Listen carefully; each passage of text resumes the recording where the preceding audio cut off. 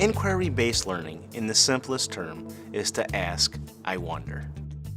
We ask that question, I notice what, and they want to know. Wondering is like thinking, like if you had to solve a problem, you're wondering, how can I do this? And then you would wonder, what should I do to try and solve this problem? Then we say what you think about it, like what you think.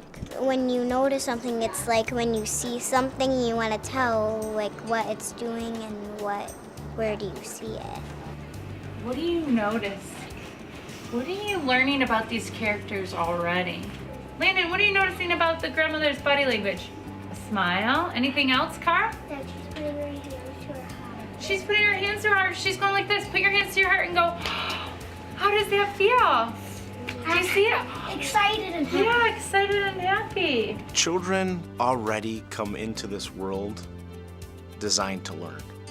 That's what development is to learn about their world around them. They learn because they're curious. They learn by trying. They learn by asking questions. That's usually the joke with a lot of young parents. My child keeps on asking me questions. Why this? Why that? That's a natural curiosity that they have. And we need to foster that natural learning, that development. So our educational programs should be helping that type of learning, not hindering it. When a system says this is what you're going to learn and this is how you're going to learn it and there's only one right answer, we're actually stopping the natural way children learn. Inquiry-based learning is much more about the process of learning than the product. So there's content there, however, it's much more about the methods used to get the kids there. It's a lot more about how they think and how they learn. It's kind of like when you have a child that's trying to open up one of those little straws on those juice boxes. You know, and the first instinct an adult has is, I'll do it for you. As adults, we have to be saying, how do you think you can open that? Did you give it a try? And in education, we have to be very cautious that we don't say, this is the right answer. Do you know what else would help you make it stand? What do you think? Maybe one in the middle. What we want kids to be doing is understanding that everyone's ideas might be different and that that's okay. We want them to actually welcome surprise and welcome that curiosity and welcome the wonder of why is someone else thinking that way? We want them to question. We try to put them in uncomfortable situations to know what that feels like and then to know what it feels like to persevere to find an answer, whether it's the right one or not. Sometimes we even give them the answers to questions right from the beginning and know that the journey to the answer is kind of the most important part. The PYP program really does follow our regular state standards. We use those as the basis for all of our planning. What ends up happening in the PYP process is we take the standards as a base, but then what you're doing is you're kind of pulling them up to kind of a higher conceptual level. For example, instead of just learning about how an ice cube melts when it gets warm, we are learning about a concept of change. And then that bigger idea can be examined from a number of perspectives. Well, how has our school changed? How has our town changed? How have I changed since I was 5? And in that way, you're certainly getting at that content, but it's going to be a more lasting understanding. That also makes them flexible learners too. We want them to be able to approach any situation with those big ideas instead of just their own narrow perspective. When I say, I wish we could just go behind the scenes, this is what I want to share with parents. This is what I want to share with the community, is that when I tweet out a picture of what's happening today and the kids are smiling or they have a book in their hand, that there's a whole process that went into making that a true, engaging, relevant experience for the child. Because those are the decisions that we've been making, is let's stop telling the students what they need to be learning. Let's start having them ask and seek what they need to learn to answer their I wonders and their questions. Our district is giving us full support to make this happen. It takes a great deal of behind the scenes collaboration between teachers. It's crucial that every member of a team be around the table when we're discussing and planning these units of inquiry.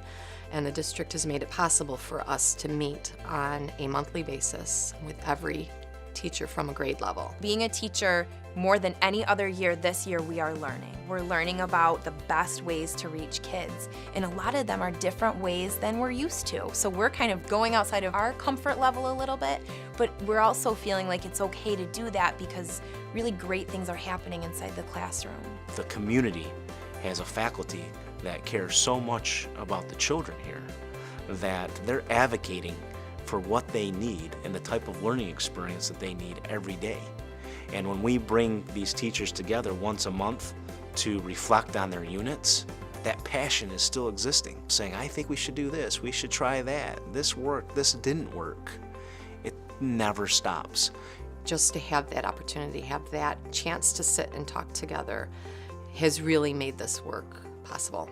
PYP is the big umbrella that kind of encompasses everything that we do at the school. Since ELA is such a huge part of our school and just little kids' lives, and it's a new year this year with a new reading program, we really needed to use the reading program as a vehicle to deliver some of that PYP information to the kids. Part of our reading lessons is really empowering the kids to be the ones to do the talking, to do the learning, to have the conversation. So our reading program gives them kind of some tools, but it's really their job and their choices to be able to figure out how to use the tools, how to be able to support what they want to convey to someone else. So it's a reading program and they're talking about their reading, but they're also learning some life skills here about, I think this way, and I'm going to tell you why I think this way. So today we're thinking about the question, who should make rules and laws?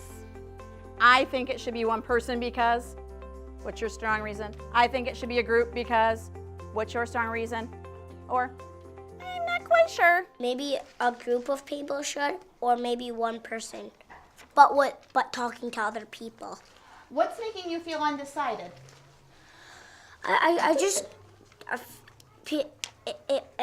There might be a group because people might write something down and then they might give it to the president, and if the president doesn't like it, maybe they switch it a little bit.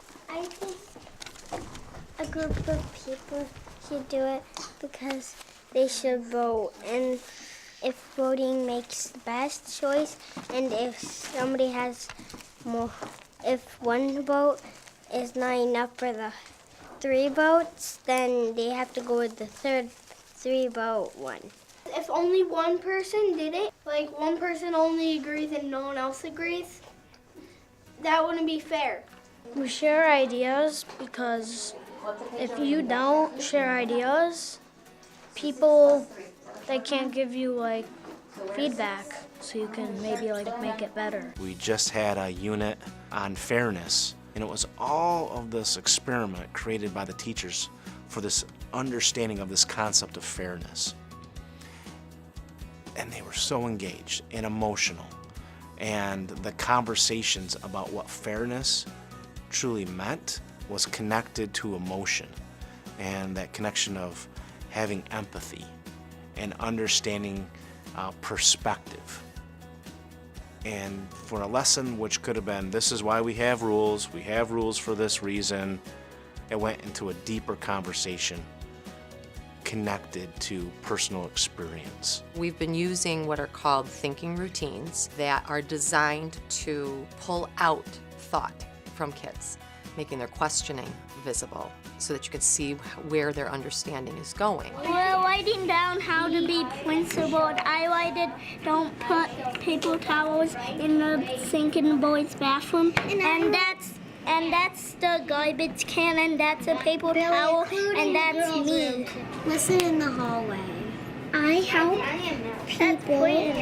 When you see something like a Post-it, it's going to be a place where a child found a powerful point and something that they feel is important to share. So it really solidifies what they're learning themselves because they've made the decision on their own that, this is important, this is something that I need to share with someone else. Inquiry is definitely very much a feel.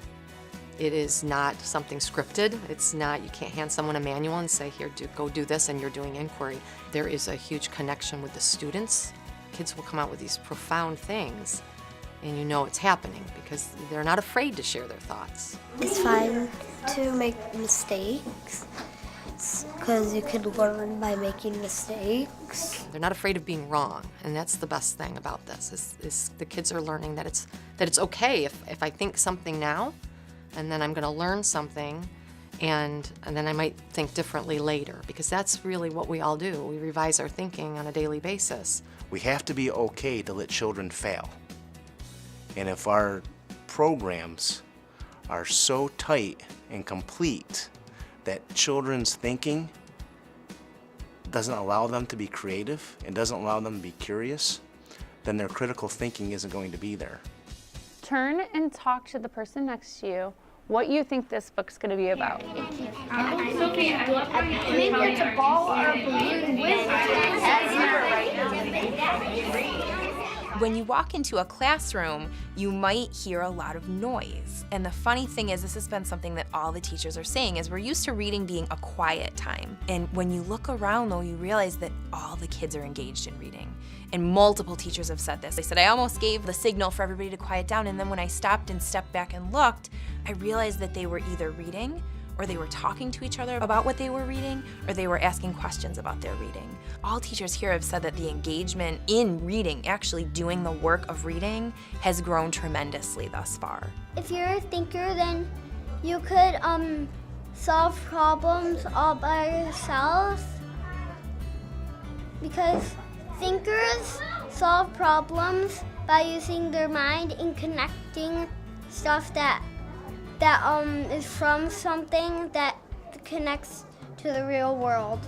We want our end goal not to be for a kid to leave here and be able to take a test. We want our end goal to be to create kids who leave here and are reading for fun. And we want kids to take this home and read with their families. And we want families to know what's going on in school too. We have begun using an app called Seesaw to encourage the home school connection. 15 take away 6 is 9. The idea is the kids can share their work, and it just encourages that conversation to continue at home and then to extend it to find those connections within their home life as well. Over the years, as we tried to implement play into the classrooms, we tried to put problem solving into the classrooms, we really came to the decision that this is the best framework for us. It allows children to approach problems in multiple ways. The neat thing about the PYP program is that it is so much more than just what we are doing with 5, 6, and 7-year-olds. It is about the person that's being developed. And I feel that we are creating adults for our future who are going to be thinkers, who are going to be able to communicate, who are going to be able to collaborate with others. They're going to be problem solvers, and they're not going to wait for someone to tell them what to think or what to do. They're going to question what they see. They're going to question what they hear. And yet they're going to remain open-minded with their own thoughts and not be afraid to revise their thinking if what they hear and see tells them to do that. In the world we're in today, I think that's who we need in our future. And I think that's the hope with the work we're doing today. We always hear that term lifelong learner, or continuous improvement, and they can be cliche, but as a principal, when I sit as an observer in these meetings, it's a reality going, this is the pride of Palmac right here.